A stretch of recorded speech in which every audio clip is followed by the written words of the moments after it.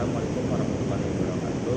Perkenalkan, saya Muhammad Abdul Sofir dengan NIM 202004344, mahasiswa Ilmu Komunikasi Universitas Muhammadiyah Yogyakarta. Peserta mata kuliah Metode Penelitian Komunikasi Kualitatif tahun 2023. Pada video ini saya akan menjelaskan tentang analisis framing, analisis naratif, dan analisis semiotika. Yang pertama, saya akan menjelaskan analisis framing. Analisis framing dipahami sebagai proses bagaimana seseorang mengklasifikasikan, mengorganisasikan, dan menafsirkan pengalaman sosialnya untuk mengerti dirinya dan realitas luar dirinya. Dan itu, framing berfungsi membuat suatu realitas menjadi teridentifikasi karena sudah ditandai dengan label tertentu. Pada dasarnya, analisis framing melibatkan identifikasi elemen-elemen penting yang digunakan dalam penyajian pesan, seperti kata-kata, gambar, pengaturan cerita, konteks politik, nilai-nilai yang terkait, dan pilihan retorika lainnya. Analisis ini mempertimbangkan bagaimana pesan tersebut dikonstruksi dan diatur untuk mempengaruhi persepsi, sikap, dan tindakan audiens. Dalam analisis framing, yang ditekankan adalah bagaimana peristiwa itu dibingkai. Analisis framing yang menjadi pusat perhatian adalah pembentukan pesan dari teks. Framing terutama melihat bagaimana pesan atau peristiwa dikonstruksi oleh media, bagaimana wartawan mengkonstruksi peristiwa dan menyajikannya kepada masyarakat. Metode analisis framing yang kita lihat adalah bagaimana cara media memaknai, memahami, dan membingkai kasus atau peristiwa yang diberitakan. Proses pembentukan dan konstruksi realita tersebut, hasil akhirnya ada bagian-bagian tertentu yang ditonjolkan dan ada bagian-bagian lain yang disamarkan atau bahkan dihilangkan. Aspek yang tidak ditonjolkan kemudian akan terlupakan oleh khalayak karena khalayak digiring pada suatu realitas yang ditonjolkan oleh media tersebut. Secara selektif, media menyaring berita, artikel atau tulisan yang akan disiarkannya, seperti menyunting, bahkan wartawan sendiri memilih mana berita yang disajikan dan mana yang disembunyikan. Dan ini merupakan suatu realita yang direncanakan oleh suatu media untuk ditampilkan dengan melalui pertimbangan terkait dengan pihak-pihak yang mempunyai kepentingan. Tujuan utama analisis framing untuk mengungkapkan pengaruh pembingkaian pesan terhadap pemikiran, penilaian, dan pandangan orang-orang. Pendekatan ini mengakui bahwa pemilihan pembingkaian tertentu dapat membantu mengarahkan perhatian dan mengubah interpretasi orang-orang terhadap isu atau peristiwa. Dengan memahami analisis framing, kita dapat menjadi lebih sadar terhadap bagaimana media dan komunikasi mempengaruhi cara kita memahami dunia di sekitar kita. Media membentuk citra seperti apa yang disajikan oleh media dengan cara menyediakan ruang atau waktu untuk sebuah realitas dengan ruang dan waktu secara tertentu. Ada dua aspek dalam framing, yaitu yang pertama, memiliki fakta atau realitas proses. Pemilihan fakta adalah berdasarkan asumsi dari wartawan akan memilih bagian mana dari realitas yang akan diberitakan dan bagian mana yang akan dibuang. Menuliskan fakta proses ini berhubungan dengan penyajian fakta yang akan dipilih kepada khalayak. Cara penyajian itu meliputi pemilihan kata, kalimat, preposisi, gambar, dan foto pendukung yang akan ditampilkan. Tahap menuliskan fakta itu berhubungan dengan penonjolan realitas. Contoh kasus pada analisis framing adalah pemberitaan yang diberitakan oleh Okezon.com. Dalam membingkai kasus yang terjadi terhadap Ratna Sarumpait, di mana Okezon.com dalam membingkai berita juga menonjolkan aspek hukum dalam kasus kebohongan Ratna Sarumpait. Okezon.com dalam membingkai berita kasus kebohongan Ratna Sarumpait lebih memilih penyelesaian masalah dengan menunggu hasil keputusan dari pihak kepolisian yang mengupayakan penyelidikan terlebih dahulu. Yang kedua, ada analisis naratif. Analisis naratif adalah analisis yang digunakan untuk memberitahu atau membangun struktur sebuah cerita, baik cerita fiksi maupun fakta, yang ada di dalamnya alur, tokoh, karakter, sudut penggambaran, dan lainnya, seperti secara berurutan. Dalam analisis naratif, peneliti atau pembaca berusaha untuk mengidentifikasi elemen-elemen ini untuk memahami bagaimana cerita tersebut bekerja dan menyampaikan pesan-pesan kepada pembaca. Analisis naratif dapat dilakukan pada berbagai bentuk narasi, termasuk dalam sastra, maupun dalam bentuk lain seperti film, drama, atau bahkan percakapan sehari-hari. Analisis naratif membuat narasi disadari atau tidak, menyusun narasi terhadap tahapan atau struktur tersebut yang berguna untuk menganalisis suatu narasi terhadap analisis yang komprehensif. Narasi juga bisa berarti cerita.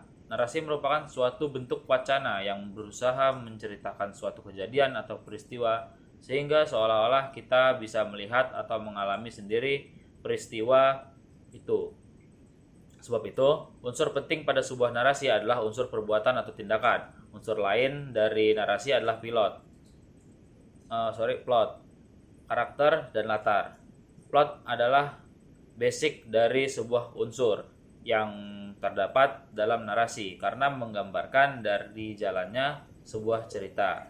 Karakter merupakan pemeran atau tokoh yang dapat dalam sebuah cerita. Cerita itu didasarkan pada urutan-urutan sesuai atau serangkaian kejadian peristiwa. Dengan demikian, narasi adalah cerita berdasarkan alur. Tujuan dari analisis naratif adalah untuk membongkar struktur cerita dan mengungkapkan makna yang terkandung di dalamnya. Analisis naratif juga dapat membantu dalam memahami pengaruh budaya, nilai, dan konteks sosial dalam sebuah narasi. Dengan memeriksa elemen-elemen naratif secara rinci, analisis naratif dapat memberikan wawasan yang mendalam tentang karya sastra atau narasi tertentu. Narasi menurut Stefan Todorov, suatu cerita yang memiliki alur, awal, tengah, dan akhir, di mana pada bagian awal ada interaksi situasi dasar dan kemudian ini di tengah menimbulkan konflik dan pada akhirnya biasanya akan berakhir bahagia. Tentu saja itu melalui intervensi dari produk yang akan dijual. Alur ditandai oleh puncak atau klimaks dari kejadian dramatis dalam rentang laju narasi. Secara skematis, alur dapat digambarkan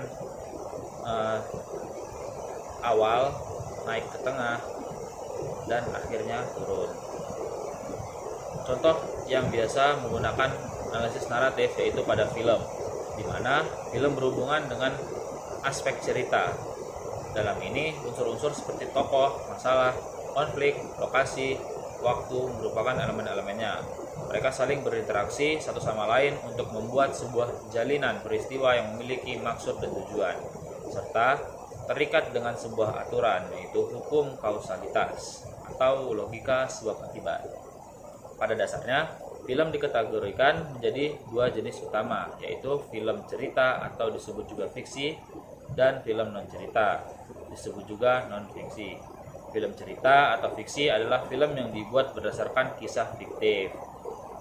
Film non-fiksi contohnya adalah film dokumenter, yaitu film yang menampilkan tentang dokumentasi sebuah kejadian, baik alam flora, fauna, atau manusia. Sedangkan film fiksi atau film cerita terdapat banyak genre, antara lain film drama, film laga, film komedi, film horor, film animasi, film science fiction atau sci-fi, film musikal, dan film kartun. Yang ketiga, analisis semiotika. Semiotika ialah suatu metode analisis yang digunakan untuk menggali makna yang terdapat dalam sebuah tanda. Semiotika merupakan ilmu yang mempelajari cara untuk memberikan makna pada suatu tanda. Semiotika dapat diartikan juga sebagai konsep pengajaran pada manusia untuk memaknai tanda yang ada pada suatu objek tertentu. Tanda juga menunjukkan pada suatu hal lainnya, sesuatu yang tersembunyi di balik dari tanda itu sendiri. Contohnya asap, maka tanda di baliknya merujuk pada api. Semiotika sendiri berasal dari bahasa Yunani, semion, yang berarti tanda. Tanda dapat memiliki suatu hal lainnya yang masih berkaitan dengan objek tertentu. Objek-objek inilah yang membawa informasi dan mengkomunikasikannya dalam bentuk tanda. Tokoh-tokoh semiotika memiliki persamaan dalam pengertiannya terhadap sebuah tanda. Yang membedakannya hanyalah dari konsep yang mereka gunakan dalam pendekatan untuk memaknai sebuah tanda. Di mana menurut Ferdinand de Saussure lebih menekankan pada bahasa untuk memaknai sebuah tanda dan membaginya dalam konsep yang panjang, di mana dalam teori ini semiotik dibagi menjadi dua, penanda dan petanda. Penanda atau signifier adalah hal-hal yang dapat diterima oleh pikiran kita, seperti gambaran visual asli dari objek. Petanda atau signified adalah makna yang kita pikirkan setelah kita menerima sebuah tanda. Contoh dari signifian dari pintu adalah komponen dari kata pintu, yaitu PINTU. Sedangkan signify dari pintu adalah apa yang ditangkap pikiran kita ketika melihat pintu itu, yaitu alat yang digunakan untuk menghubungkan ruang satu ke ruang lainnya. Sedangkan menurut semiotika Charles Sanders Peirce, tanda berkaitan erat dengan logika yang menggunakan 3 konsep untuk menganalisis sebuah makna, terdiri dari icon, indeks, dan simbol. Contoh, simbol sebagai simbol tanda, gambar sebuah masjid, maka tanda ini simbolisasi dari umat Islam. Sedangkan model analisis Roland Barthes lebih dipilih untuk mencari makna tanda secara rinci dan terkonsep, mencakup secara utuh hampir semua aspek yang dicetuskan oleh tokoh-tokoh sebelumnya, yang mencetuskan model analisis tanpa signifikasi 2 tahap dengan membaginya dalam denotasi dan konotasi. Contoh denotasi yang menunjukkan signifikasi tahap pertama. Kata ayam memiliki makna yaitu unggas dan menghasilkan telur, berbulu, dan berkotek.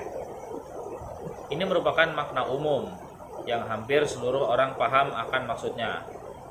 Yang kedua, konotasi yang menunjukkan signifikan tahap kedua.